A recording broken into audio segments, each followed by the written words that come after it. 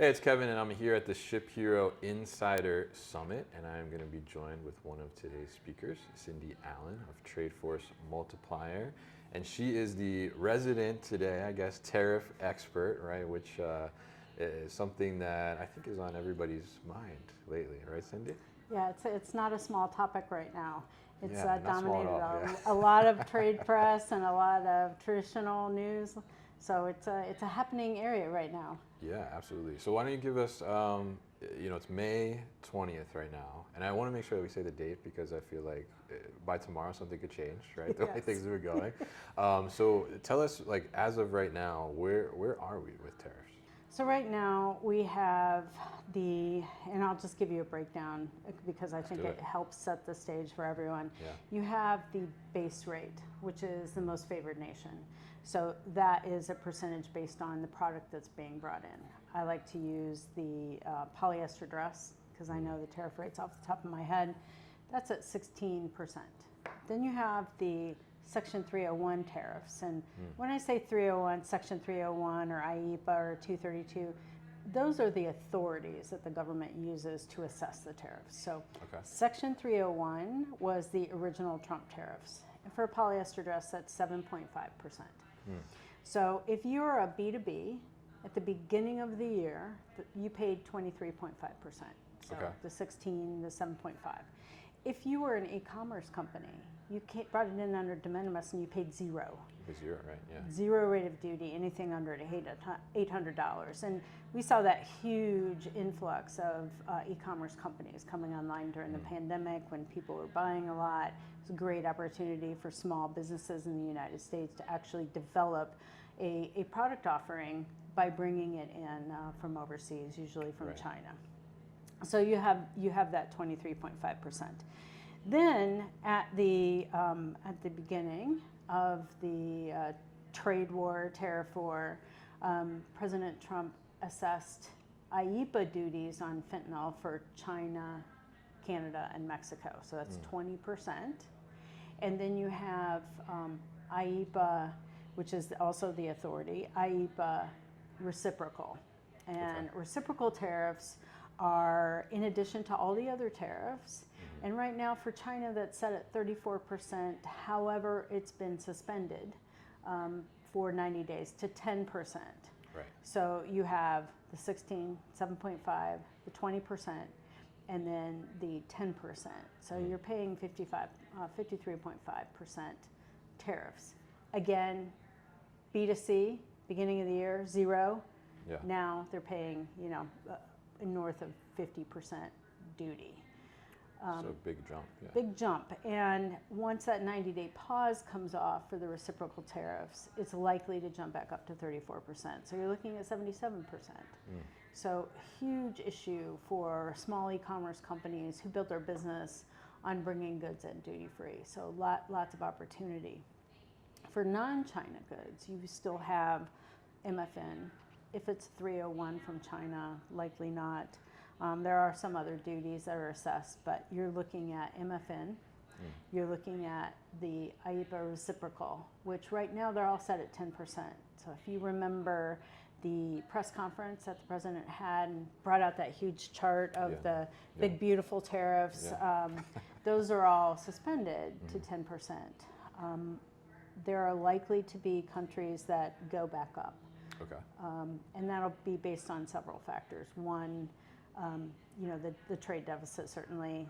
The tariff rates really aren't a consideration, but investment from China in some of these Asian countries, I think, are going to play a factor in what the end reciprocal duty rates are. So like Vietnam, massive influx of investment in Vietnam after the first Trump administration because there was a desire to get out of China. So they invested in Vietnam. Unfortunately, or fortunately, most of those companies were Chinese invested, Chinese companies making that investment. So the Trump administration is not happy about that because it's still China controlled. So I think for the Southeast Asian countries, we're going to be looking at a little bit higher duty rates. I hope I'm wrong about that, but that's what my crystal ball is telling me right now. Yeah, probably a lot of other people are hoping you're wrong too, right?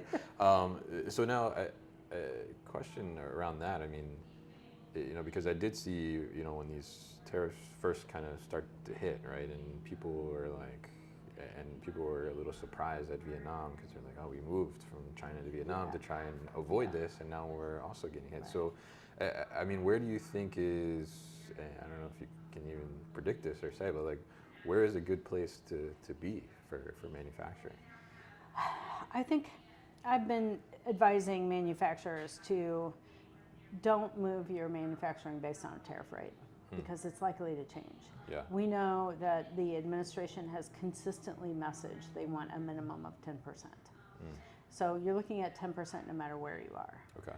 If it goes above that for a certain country, is that going to be enough to offset the cost of moving your supply chain, the cost of moving your people, the plants?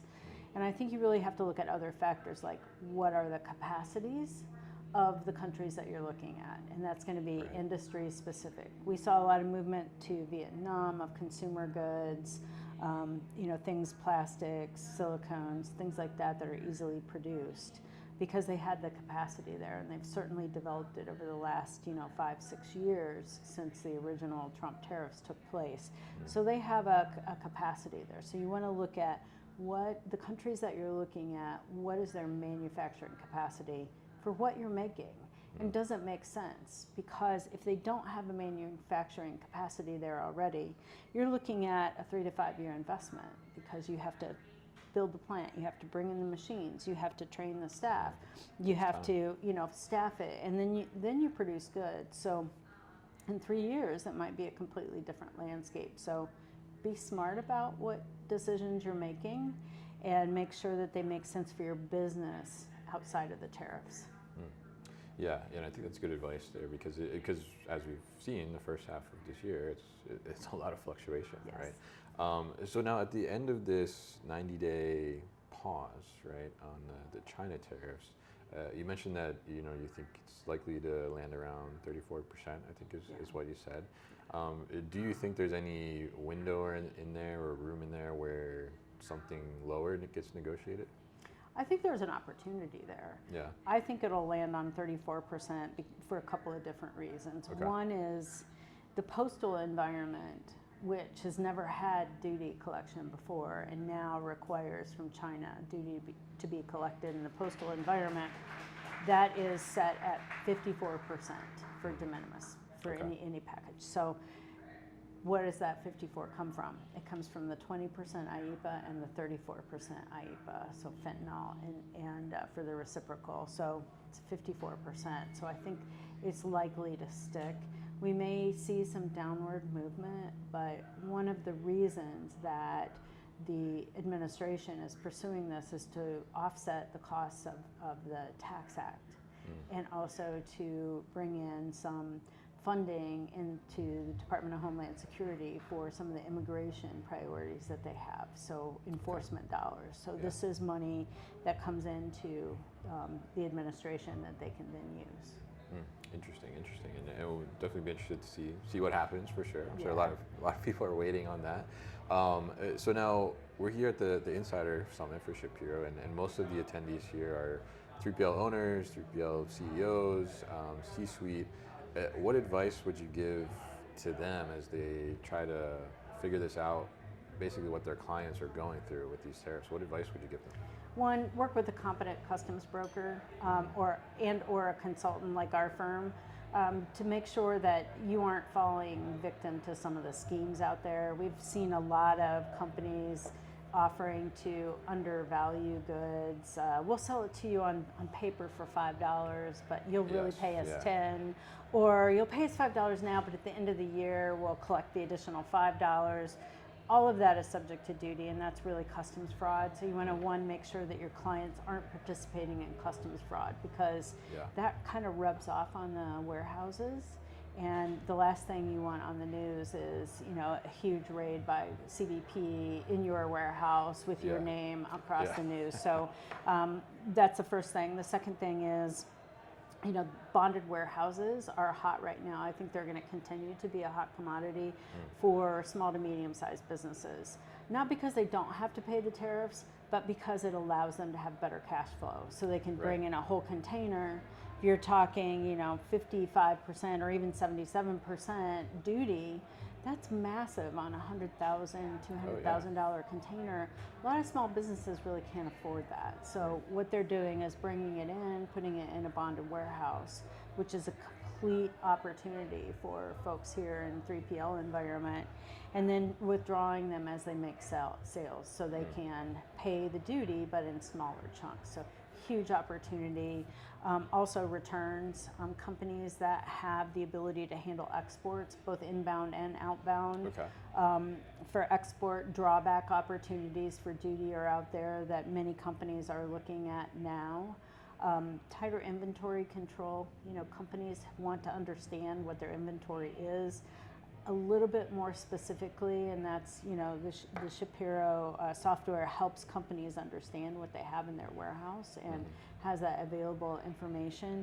That's even more important when you're talking about cost of inventory versus your ability to fulfill orders versus duty payments. So understanding the data is the first part, and I think that's really important. And then finally, people are still buying goods, maybe at a smaller rate. We're not ordering as much, or maybe not as expensive, but e-commerce isn't going to go away. People are reliant on consumer goods from China and from the rest of the world, so I think there's still going to be a demand for services in the 3PL environment.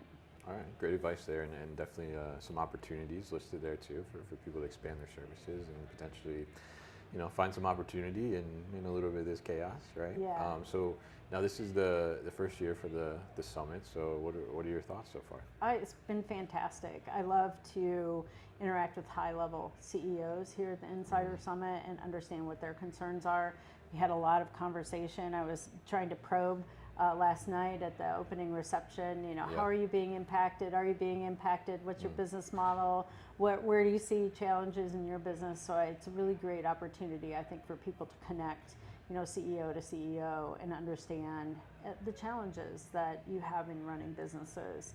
Many conferences of this nature have, lots of layers of individuals there. So this is unique in that it does connect you kind of at the same level and understanding of challenges. So I think it's fantastic. All right, great, and happy to hear that you're enjoying your time, certainly, and a lot of great conversation happening out there. So I appreciate you taking some time to sit down with me and discuss tariffs a little bit and what's going on in that crazy world. And we're happy to have your expertise here at the summit. So really appreciate it, Cindy. Well, thanks for having me. I really enjoyed myself.